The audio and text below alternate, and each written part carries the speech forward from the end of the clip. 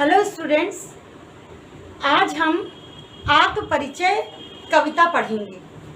ये डॉक्टर हरिवंश राय बच्चन जी की कविता छायावादोत्तर युग की है। और इस कविता में जो बताया गया है, इस कविता में जो विशेषता बताई गई है वो मैं आपको बताने जा रही हूँ। कोई भी कविता पढ़ते समय हम किन बातों का ध्यान रखते हैं? हमें दो बातों का ध्यान रखना चाहिए। एक तो किसी कविता को पढ़ने में भाव सौंदर्य यानी कि भाव पक्ष, और दूसरा होता है शिल्प सौंदर्य यानी कला पक्ष। कला पक्ष में हम भाषा, शैली, रस, छंद, गुण, अलंकार, किसी भी कविता में किस प्रकार की भाषा है, शैली है, ये सारी चीज़ों का ज्ञान प्राप्त करते हैं। और आत्म परिचय कविता में जैसा कि भाव सौंदर्य है, तो भाव सौंदर्य उसका कविता का ऐसे बताएंगे कि कविता में कवि मस्त मौला अंदाज में अपने जीवन का आत्मकथात्मक शैली में परिचय दे रहा है। अपने जीवन में उसका जो ठस्सा उसके जीवन का है, उसके जीवन का जो सार है वो है मस्त मौला रहना, यानी कि इस संसार में रहते हुए भी इस संसार के प्रति उसका कोई लगाव या कोई इस संसार क्या करता है क्या नहीं करता, इन सब चीज़ों से उसका कोई लेना देना नहीं है।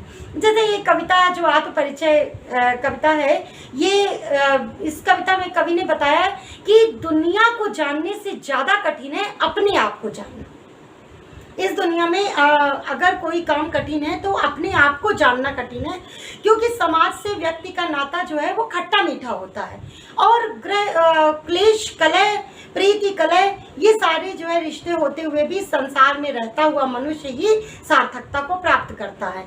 जब जीवन से पूरी तरह से निरपेक्ष नहीं रहा जा सकता, यानी कि जब जीवन से बिल्कुल पूरी तरह से अलग नहीं रहा जा सकता, विरक्त नहीं रहा जा सकता, इस संसार में रहकर ही मनुष्य को अपने सारे कार्य करने होते हैं। और चाहे दुनिया कितना भी व्यंग बाण अपने शासन प्रशासन से चाहे कितना भी कष्ट दे, पर दुनिया से मनुष्य कटकर बिल्कुल नहीं रह सकता।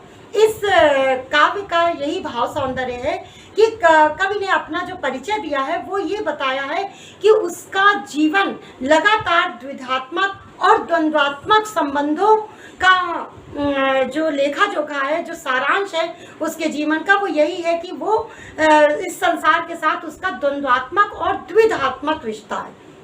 मतलब वो एक ओर तो जब जीवन का भार लिए फिरने की बात करता है और दूसरी ओर जीवन में प्यार लिए फिरने की बात करता है। तो इस प्रकार वो संसार में रहते हुए भी संसार के लोगों से कोई नाता नहीं रखना चाहता। जैसे कि ये कह सकते हैं कि उसका जो है रिश्ता संसार से सामंजस्य साधते हुए बेखुदी में उसका भाव चला जाता है कि वो मस्ती और बेखुदी पर और दीवानगी उसके जो व्यक्तित्व में है वो उतर आई है।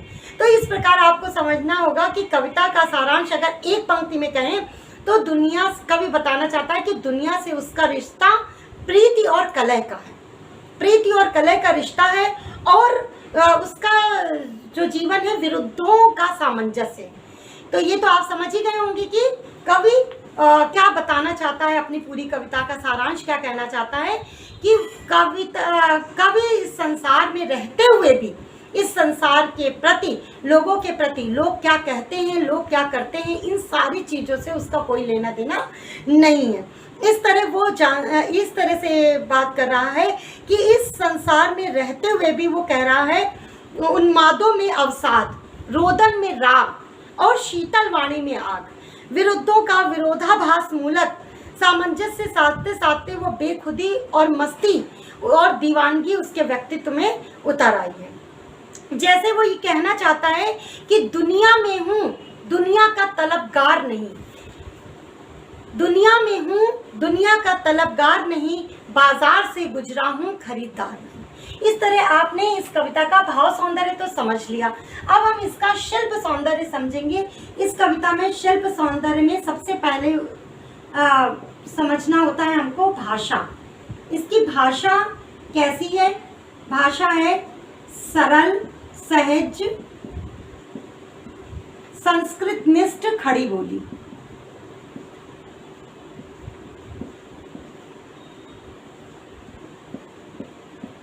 इस कविता की भाषा है सरल, सहज, संस्कृत निष्ठ, खड़ी बोली।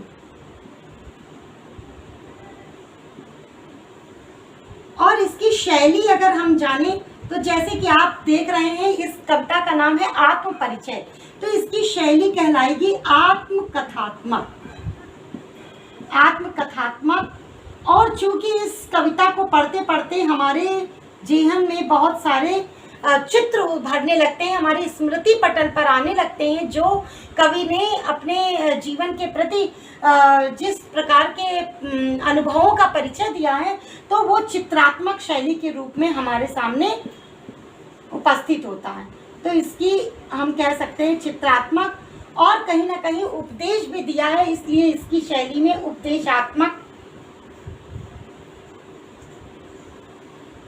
उपदेशात्मकता का भी भाव आ रहा है। इस प्रकार इसकी शैली को हम आत्मकथात्मक, चित्रात्मक और उपदेशात्मक मानेंगे। इसका रस देखना है, इस कविता में रस क्या है, तो इस कविता में श्रृंगार रस है। और श्रृंगार लिखना देख लीजिएगा आप लोग कि श्रृंगार कई जगह पर गलत तरीके से लिखा हुआ होता है, लेकिन लिखने का ये तरीका बिल्कुल सही है, श्रृंगार रस है इस कविता में। और इसका गुण, श्रृंगार रस का गुण माधुर्य गुण होता है, तो इसमें माधुर्य गुण है।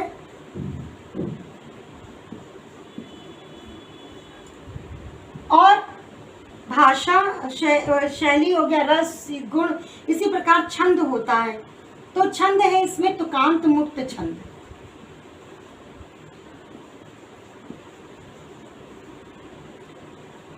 इस कविता का छंद तुकांत मुक्त छंद है। इसमें स्वर मैत्री और पद मैत्री की विशेषता है। स्वर मैत्री किसे कहते हैं? स्वर मैत्री होता है जिसमें लास्ट के अंतिम पंक्तियों में स्वर मिलते हैं, यानी कि जिसको इंग्लिश में हम जिस तरह से जानते हैं रैमिंग वर्ड्स। और पद मैत्री होता है जैसे शब्द मिलते हैं, जैसे होता है पहले पद में भी हो और नीचे के अगले पद में भी होता है वो। जैसे इसमें लिखा है कि मैं जग जीवन का भार लिए फिरता हूँ, मैं जीवन में प्यार लिए फिरता हूँ। तो ये फिरता और फिरता ये पद मैत्री हुए, ये इस उदाहरण के तौर पर बता रहे हैं। इसमें शब्द शक्ति इसकी लक्षणा है।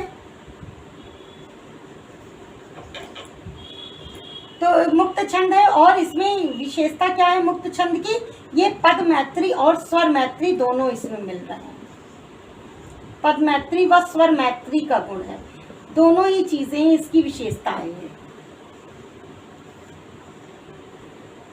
शब्द शक्ति, लक्षणा शब्द शक्ति है इसमें, क्योंकि कई बार कवि ने प्रतीकार शब्दों का प्रयोग किया है, प्रतीकात्मक शब्दों का प्रयोग किया है। शब्द शक्ति, शब्दावली, शब्दावली में आगे आपको लिख के दिखा दूं। शब्दावली तत्सम, तत्सम तद्भव, शब्दावली तत्सम तद्भव व देशज है।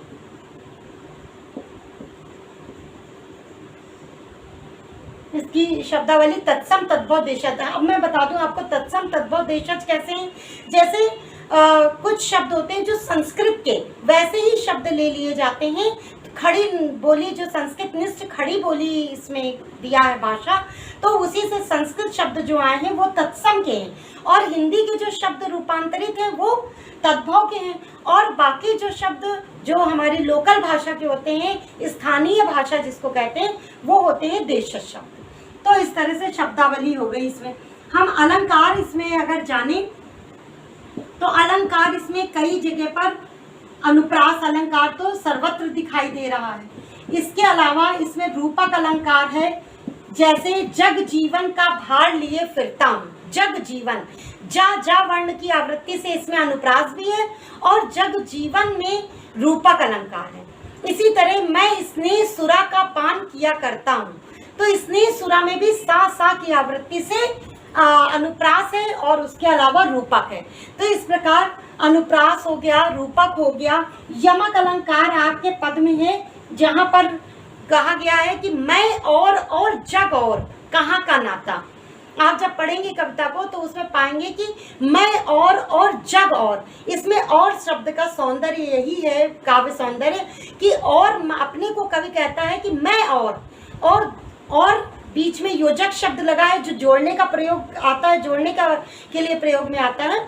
और दूसरा और शब्द का प्रयोग हुआ है जो और, दुनिया और, यानी कि कवि का जो संबंध है वो दुनिया और अपना बहुत अलग अलग है, यानी कवि और दुनिया का कोई भी नाता, कोई भी संबंध नहीं। इतनी बात समझ में आ गई। तो उसमें अनुप्रास हो गया, रूपक हो गया, यमक हो गया, पुनरुक्ति प्रकाश अलंकार भी प्रयोग किया गया है।